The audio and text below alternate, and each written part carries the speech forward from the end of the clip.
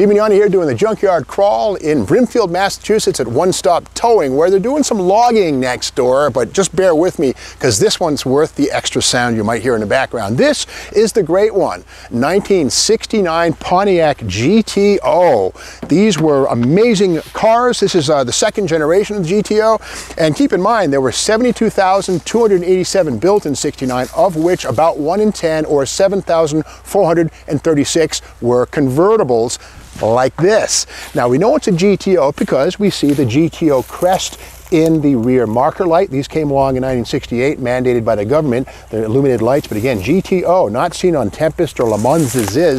And under the back, dual exhaust, which was standard fare on all GTOs, even the 265 horsepower 2-barrel 400 step-down engine. So again, all GTOs had dual exhaust, and yes, a 400 cubic inch engine up front. But along the way, yeah, let's check it out, man. 1 in 10 goats in 69 was a convertible, like this one here.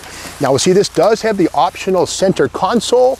It's an automatic, not a 3-speed manual or a 4-speed. Both those things are pretty cool. But again, the Turbo 400 tranny. Now, that transmission, the shifter, this is a different shifter than 68, which would have been the hers. This is a more simplified direct quadrant type deal, but still cool. The steering wheel is the optional wood-rimmed wheel, which was extra cost in 69.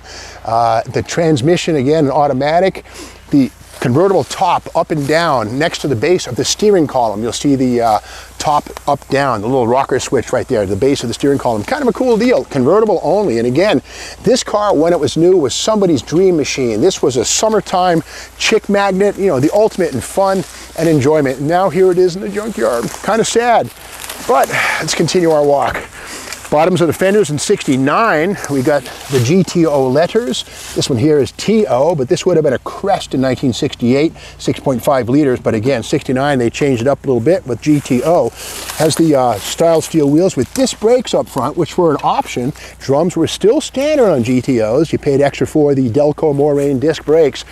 Now this one here has probably been in a crash or something along the years, because the GTO's unique styled hood with the scoops is not here. This is a basic flat hood, probably off a Le Mans or a Tempest, who knows. And keep in mind, you know, muscle cars back then, Friday night, Saturday night, they often were skidded and hit trees or other cars, gently bend up the nose, get another nose, skip the GTO part, just get a regular Le Mans hood and put it on. So it's a real GTO with a 242 in the VIN for sure. But again, doesn't have a GTO nose. But the nose, the bumper on this is kind of unique.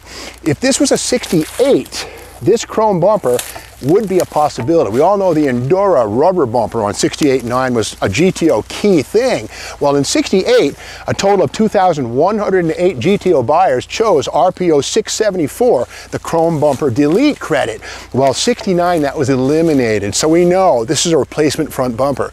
That said, it also does not have the hideaway headlights that were optional in 68 and 69. This is the standard headlight, but check it out. These are the T3s. These headlights, original headlights right there, the T3, that's GM factory installation stuff.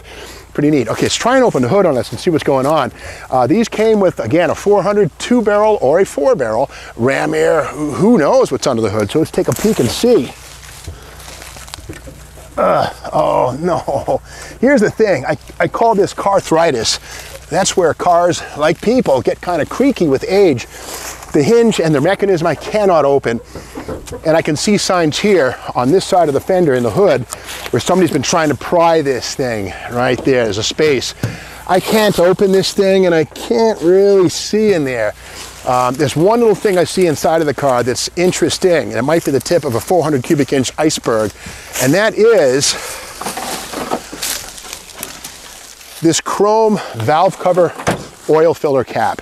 This would have been seen on a GTO on top of that 400. This was on the floor inside. It's possible the original 400 motor is still under that hood. We can't get in there. Frustrating. Another thing we do see is the front fender has an antenna right here. Now, at the rear of the car, we also see a nicely formed circular hole right there. That's not somebody's slice and hack. This probably was a electric antenna car wherein the antenna mast would be mounted in the rear because the motor wouldn't fit up front, antenna at the back. So it's likely that that front bumper was replaced and the front fender, leaving us with what looks like two antennas on one car. But that's the story of this 1969 GTO convertible. This is one of a handful built. Is there any hope for it? Who knows? But if you like this video, be sure to subscribe to the Steve Magazine YouTube channel.